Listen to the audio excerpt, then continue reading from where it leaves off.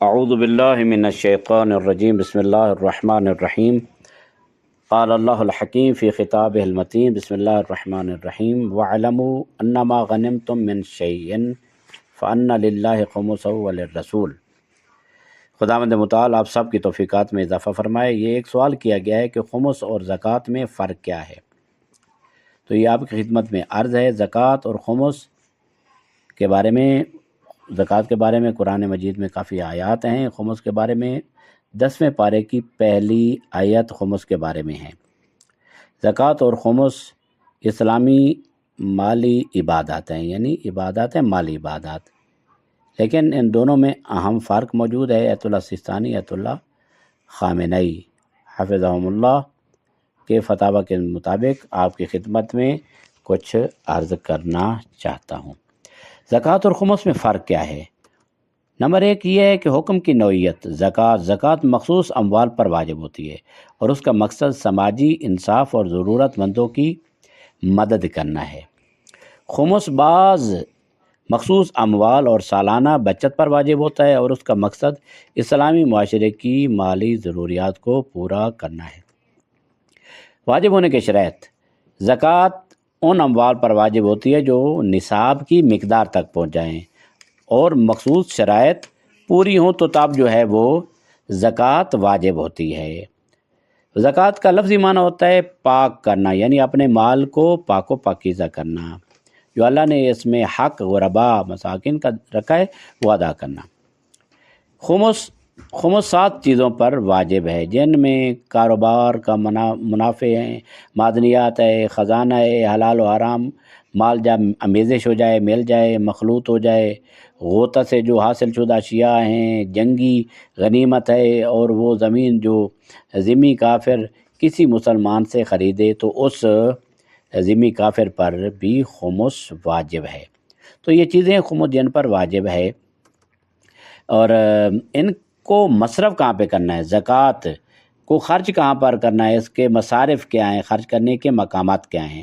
تو زکوٰۃ قرآن میں جو بیان ہوئے زکوٰۃ کے لیے وہ 8 جگہ ہیں، 8 مصارف ہیں جن پر زکوٰۃ صرف کی جاتی ہے، خرچ کی جاتی ہے، جیسے فقراء ہیں اور فی سبیل اللہ۔ یہ قرآن میں اس کی تفصیل موجود ہے۔ خمس 2 حصوں میں تقسیم ہوتا ہے، ایک حصہ امام علیہ السلام کا اور دوسرا سادات کا۔ ان کو سہمین کہا جاتا ہے، سہم کہتے ہیں حصہ کو، اور سہمین 2 حصے، ایک حصہ امام علیہ السلام کا اور دوسرا مستحق سادات کے لیے ہے۔ اس سادات میں البتہ ہاشمی بھی آ جاتے ہیں اور فاطمی بھی آ جاتے ہیں۔ اور زکوٰۃ جن چیزوں پر واجب ہے وہ ایت اللہ سیستانی کے مطابق زکوٰۃ 10 چیزوں پر واجب ہے۔ گندم ہے، جو، کھجور، کشمش یعنی انگور، سونا ہے، چاندی ہے، اونٹ، گائے، بھیڑ، بکری۔ البتہ ان کی شرائط ہیں، سونا چاندی آج کل کا نہیں بلکہ سونا چاندی سکہ دار ہو، اس پر زکوٰۃ واجب ہوتی ہے۔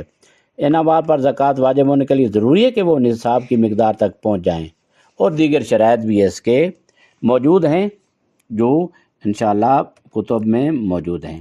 ایت اللہ خامنئی کے فتویٰ کے مطابق بھی زکوٰۃ انہی اموال پر واجب ہے جو میں نے آپ کی خدمت میں عرض کی ہے، اس میں کوئی فرق نہیں۔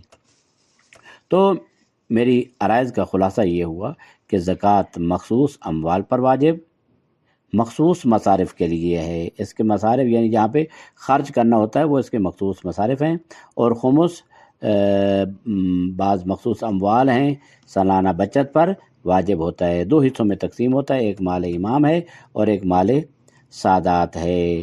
لہذا اس میں بعض علماء کا اختلاف ہے، ایت اللہ سیستانی اور ایت اللہ سید علی خامنئی، ان دونوں کا کچھ فرق ہے اس کے مصرف کرنے میں۔ یعنی ایت اللہ سیستانی کے مطابق جو مال سادات ہے وہ، یعنی خمس میں سے مال سادات جو ہے وہ آپ اپنی مرضی سے سادات مستحقین کو دے سکتے ہیں، اور مال امام جو ہے وہ مجتہد یا مجتہد کے وکیل کی اجازت کے ساتھ جتنی وہ اجازت دیں گے اتنا آپ مصرف کر سکتے ہیں۔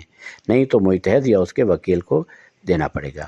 اور آیت اللہ العظمیٰ سید علی خامنئی حفظ اللہ، ان کے مطابق سہم سادات اور سہم امام دونوں متحد کی اجازت سے ان کو مصرف کرنا پڑے گا۔ نہ سہم سادات اپنی مرضی سے دے سکتے ہیں اور نہ ہی سہم امام۔ اگر دینا ہے تو متحد کے وکیل یا متحد سے اجازت لے کر آپ ان کو مستحقین تک پہنچا سکتے ہیں۔ انشاءاللہ امید ہے یہ باتیں مفید ثابت ہوں گی، اور مصارف زکوٰۃ یا نہ جس طرح کے قرآن مجید میں ہیں وہاں پر مراجعہ کریں، قرآن کی آیات کو پڑھیں، وہاں دیکھیں کہ زکوٰۃ کن کن جگہوں پر صرف کی جاتی ہے۔ لہٰذا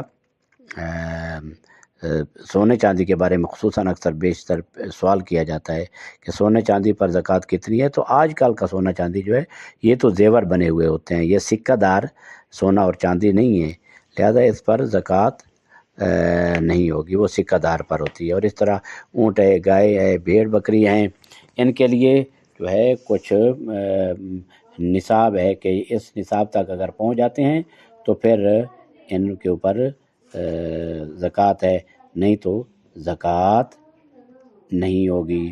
لہذا اس بارے میں مومنین و مومنات کو زیادہ توجہ کرنی چاہیے کہ اپنے اموال کو پاک کرنے کے لیے ان چیزوں کے بارے میں بے شک وہ سوال کریں، جتنا ہو سکتا ہے سوال کریں۔ یعنی یہ جو نصاب ہے گندم، جو، کھجور، کشمش، ان کے لیے نصاب جو ہے 847 کلو گرام ہے۔ جب وہ ہو جائے تو اس کے اوپر پھر وہ زکوٰۃ کا ایک مقدار ہے اس کی دینی پڑے گی۔ سونے کے لیے نصاب ہے 20 مسکال سونا ہو، یعنی 87.48 گرام یہ ہو تو اس وقت۔ چاندی کے لیے بھی نصاب ہے، وہ 612 گرام ہو یا 200 درہم ہو۔ جانور کے نصاب ان کی تعداد پر مبنی ہے، جس طرح اونٹ کے لیے 5 نصاب ہے، 5 ہونا، گائے کے لیے 30 ہے، بکری کے لیے نصاب 40 ہے۔ تو اس طرح زکوٰۃ تجارت پر، زمین اور دیگر آمدنی پر واجب نہیں ہوتی، جیسا کہ خمس اس پر واجب ہوتا ہے۔ یعنی یہ جو ڈیلی آمدنی ہوتی ہے اور اس میں بچت ہو جاتی ہے، اس میں خمس واجب ہوتا ہے، اس پر زکوٰۃ یعنی پیسے پر زکوٰۃ نہیں ہے بلکہ خمس واجب ہے۔ صلی اللہ علی محمد و آلہ الطاہرین۔